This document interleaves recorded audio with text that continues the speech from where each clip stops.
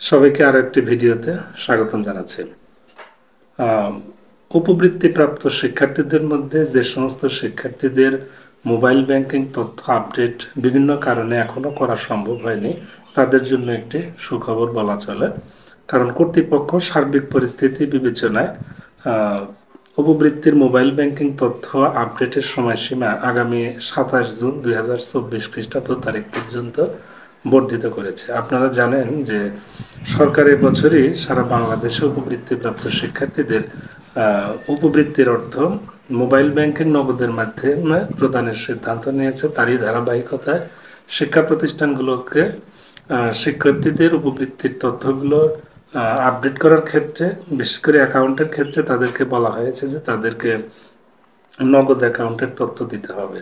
তো অধিকাংশ প্রতিষ্ঠান শিক্ষার্থীদের উপবৃত্তির মোবাইল ব্যাংকিং তথ্য আপডেটের কাজটি প্রায় শেষ করেছেন বলা চলে। তবে এখনো কিছু কিছু প্রতিষ্ঠানের নগদ অ্যাকাউন্টের আপডেটের যে কাজ সেটি এখনো বাকি আছে।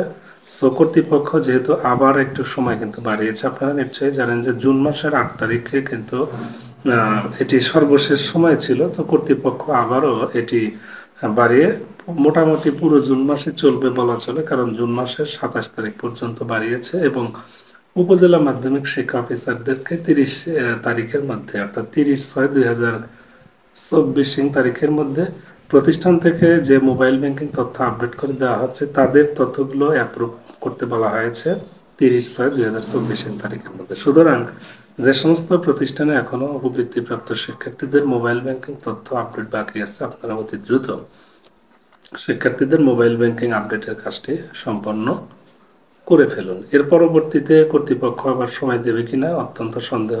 সুতরাং দেরি না করে দ্রুত কাজ করার চেষ্টা করুন। আরেকটি মেসেজ দিতে চাই, সেটি হচ্ছে দেখবেন 3 নম্বর অপশনে বলা আছে যে সমস্ত শিক্ষার্থীরা উপবৃত্তি নগদে পেত তাদের তথ্য কিন্তু ভ্যালিডেশনের জন্য যাচাই করতে হবে। অর্থাৎ মোবাইল ব্যাংকিং তথ্য আপডেট লিস্টে যাদের নাম আছে তাদের প্রত্যেকেরই তথ্য আপডেট করতে হবে।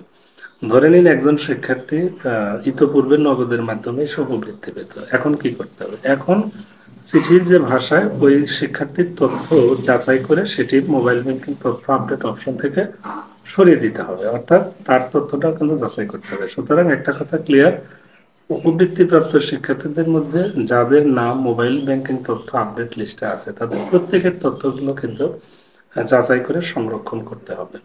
তো ধন্যবাদ সবাইকে।